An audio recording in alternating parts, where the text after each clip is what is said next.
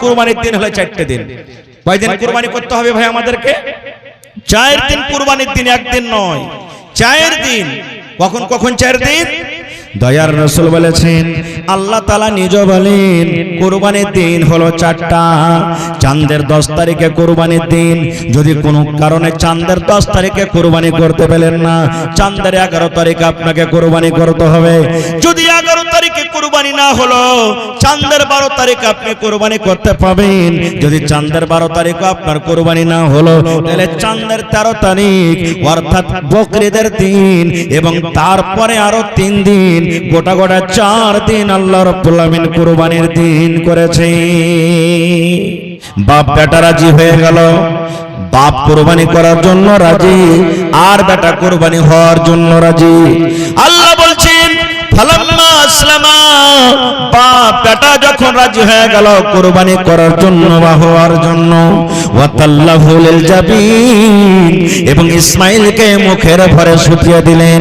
এবারে কুরবানি করতে যাবে। ওরে আল্লাহ, এই মুসলমান, আল্লাহর যত ফেরেশতারা আছেন সমস্ত ফেরেশতারা দেখছেন হযরত ইব্রাহিম এবং ইসমাঈল নবীর দিকে।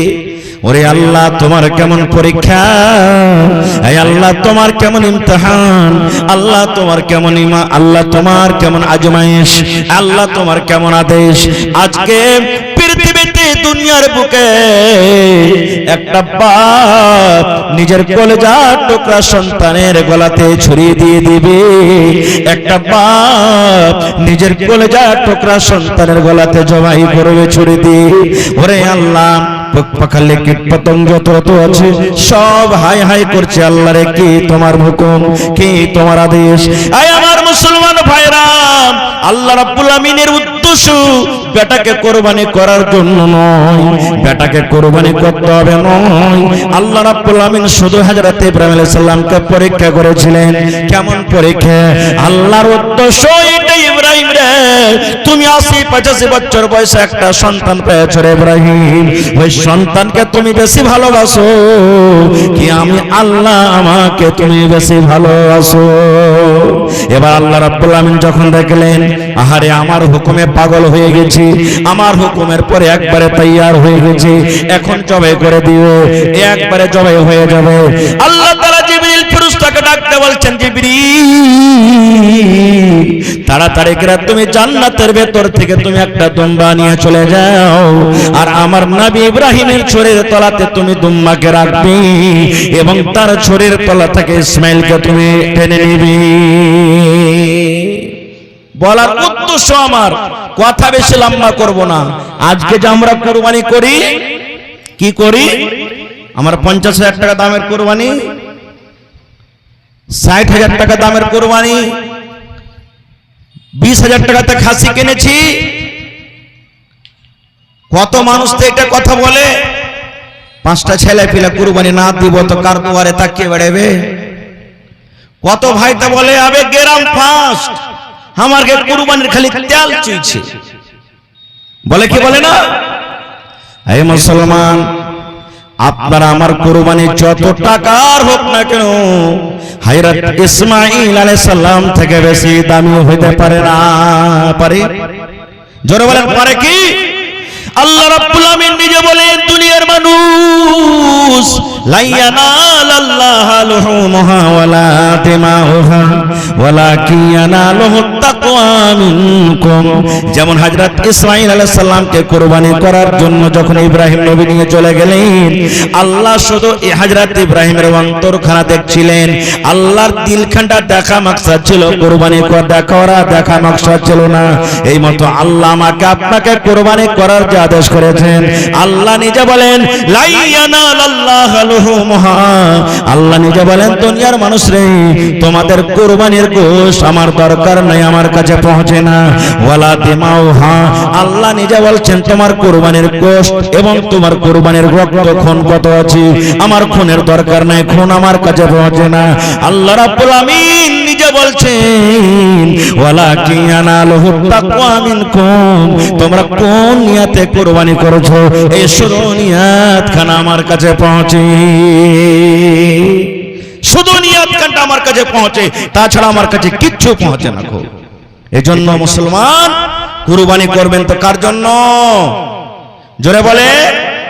কত মানুষ বলে এটা হার মার নামে করনু, এটা বাপের নামে করনু, এটা দাদর নামে করনু, এটা অমুকের নামে করনু। এটা কথা ভুল। কুরবানি কার জন্য করতে হবে? কার নামে? জোরে বলেন, কার নামে করতে হবে? যেমন নামাজ আল্লাহর জন্য, রোজা আল্লাহর জন্য, হজ আল্লাহর জন্য, দান আল্লাহর জন্য, এই মতো কুরবানি করতে হবে আল্লাহর জন্য, আল্লাহর নামে। হ্যাঁ, এই কথাটা বলতে পাবেন, আমি আমার এই কুরবানিটা আমার মায়ের পক্ষ থেকে আমি করলাম, আমি এই কুরবানিটা বাবার তরফ থেকে করলাম, আমি এই কুরবানিটা আমার স্ত্রীর তরফ থেকে করলাম, আমি এই কুরবানিটা আমার শাশুড়ির তরফ থেকে করলাম। এই তরফ থেকে বলবেন, পক্ষ থেকে বলবেন, কিন্তু নাম যদি বলেন আমি আব্বার নামে করলাম, তাহলে আব্বার নামে কথাটা ভুল হয়ে গেল। কুরবানি হবে কার নামে? আল্লাহ রাব্বুল আমিনের নামে, নাকি আল্লাহর নামে কুরবানি হবে। আর একটা কথা বলে দিই, কুরবানির যে সময় চলে আসছে, কিছু কথা আরো আমাকে আপনাকে ধ্যানে রাখতে হবে, মনে রাখতে হবে। কি কথা? দয়ার নবী বলেছেন সাইয়াদিস, যেদিন জিলহিজ্জা মাসের চাঁদ আমি আপনি দেখে নেব, চাঁদ যেদিন পশ্চিম দিকে জিলহিজ্জা মাস, অর্থাৎ কয়েকদিন পর, যে এখন 2-3 দিন পর চাঁদ উঠে যাবে। দয়ার নবী বলেছেন, চাঁদ ওঠা পর তোমার এই হাতের কোণে গলা তুমি কাটবে না, মেলোক হোক কিংবা মদলোক হোক, তোমার মাথার চুল তুমি কাটবে না, মুজ দাড়ি তুমি কাটবে না, বগল তুমি সাফ করবে না, সারাঙ্গার চুল তুমি কাটবে না, শরীরের কোনো গায়ের কোনো জিনিস তুমি কাটবে না। কতক্ষণ পর্যন্ত? যতক্ষণ পর্যন্ত তোমার কুরবানি জবাই না হবে। চাঁদ ওঠা থেকে নিয়ে কুরবানি করা পর্যন্ত, এই 10টা দিনের ভিতরে, অর্থাৎ চাঁদ ওঠা থেকে নিয়ে কুরবানি হওয়া পর্যন্ত, এই মধ্যখানে তিনি দয়ার রাসূল বলেছেন, তুমি শরীরের কোনো জিনিস কাটতে পাবে না। এটা আল্লাহর আদেশ। কাটবেন না, এটা ছেড়ে দিবেন, নেকি পাবেন, নেকি হবে আপনার জন্য। আপনি কুরবানি করেন তাও, না কুরবানি করেন তাও। এই আমার নওজওয়ান, আজকে যত গার্জিয়ান আছেন, যত বাপ, যত মা, একটা পয়গাম দিয়েছি দাদু ভাইয়েরা আপনাদেরকে। কোরআন মাজিদ একটা সূরা আছে, সূরা আলে ইমরান, আর কোরআন একটা সূরা আছে, সূরা মারইয়াম। আছে না নাই? যারা কোরআন পড়তে জানছেন, আলে ইমরান সূরা আছে ভাই, আর কোরআন একটা সূরা আছে, সূরা মারইয়াম। এই দুটা সূরা মিলিয়ে 2 থেকে 3 মিনিটে বাস একটা কথা বলবো। আল্লাহ তাবারাক ওয়া তাআলা নিজে বলছেন, হান্না একজন বেটি ছেলের নাম, মায়ের লোকের নাম হান্না। মনে রাখবেন, হান্না একটা মেয়ে ছেলের নাম, পেটের সন্তান, সন্তান হয়ে গেল, নজর মানছেন, মা নজর মানছেন। কি নজর মানছেন? আল্লাহকে বলছেন। যেমন আমি আপনি নজর মানি না, আল্লাহ জি এই গেরুয়া ঘাটের চকে 5 কাঠা জমিন বিক্রি আছে, যদি নিতে পারেলি 5000 টাকা দান করে দেবে। মাশাআল্লাহ, দেখেন মহিলা প্যান্ডেল থেকে দান আসতে শুরু হয়ে গেছে। বাস 2 থেকে 3 মিনিট আপনি ঘটনাটা বলে শেষ করে দেবো। এই আল্লাহ, এই জমিন খানটা যদি আমি কিনতে পারি, আল্লাহ আমি এই কাজটা করব। এই নজর মানছি আমরা। তা হান্না নজর মানছেন। কি নজর মানছেন? পেটের সন্তান। আল্লাহকে বলছেন, কি বলছেন? হে রব্বুল আমিন, আমি হান্না আমার পেটের সন্তান এসে গেছে রব্বুল আমিন, আমি মা নজর মানি, আমার এই সন্তান যখন দুনিয়াতে আসবে, আল্লাহ আমি আর কামাই খাবো না, আর বিজনেস করা খাবো না, আমি আর কাম করা খাবো না, আমি আর ডাক্তারগিরি করা খাবো না, আমি আর ব্রোকারি করা খাবো না। হে রব্বুল আমিন, আমার এই সন্তান যখন দুনিয়াতে আসবে, আমি আমার এই কলজা টুকরাকে তোমার ঘরের জন্য আমি দিয়ে দিলাম। মা নজর মেলেন, আল্লাহ আমার এই সন্তান যখন ছেলেটা দুনিয়াতে আসবে, পেটিয়া যেখানে যখন দুনিয়াতে আসবে, একটু বড় করব, আর ছেলেটাকে কুণ্ঠে দেব, তোমার ঘরে দিয়ে দেবো, আমি এর কামাই করে আমি খাবো না। নজর মেনে নিলেন মা। সময় গেল, টাইম গেল, ছেলে দুনিয়াতে হয়ে গেল, আল্লাহর আদেশ হলো ছেলে দুনিয়াতে এলো। কিন্তু ছেলেটা কি হলো? বেটা না হয়ে কি হয়ে গেল ভাই? বেটি হয়ে গেল। মা নজর মেলেছিলেন বেটার, কিন্তু বেটা না হয়ে কি হয়ে গেল? বেটি হয়ে গেল। কাজ উল্টা হয়ে গেল। এখানে মা তো নজর মেলেছিলেন বেটার জন্য, আল্লাহ বেটা হইলে ছেলে হইলে দিব, কিন্তু এখানে বেটি হয়ে গেল। আব কি করবে? আফসোস, নিরাশ হয়ে গেছে। আল্লাহ রাব্বুল আমিন এবার হান্নাকে বলছেন, হান্না মন তুমি খারাপ করিও না, মন তুমি খারাপ করিও না। এই হান্না তুমি শোনো, আমি আল্লাহ তোমাকে যে বেটি দান করেছি, এই বেটি ছেলেটা সাধারণ কোনো বেটি ছেলে নয়, অন্য অন্য কোনো বেটি ছেলের মতো বেটি ছেলে নয়। এর ফজিলত, এর গুণ, এর মান সম্মান আমি আল্লাহ আলাদা করেছি। আল্লাহ নিজে বলছেন, হান্না এই তোমার পেটের নাম তুমি রাখো মারিয়াম। আল্লাহ কি বলছেন, হে হান্না তোমার বেটির নাম তুমি মারিয়াম রাখো, আর তোমার এই কলেজের টুকরা বেটিকে তুমি কোথায় নিয়ে যাও? তুমি যে নজর মেনেছিলে, নজর হিসাবে তুমি তাকে মসজিদে দিয়ে দাও।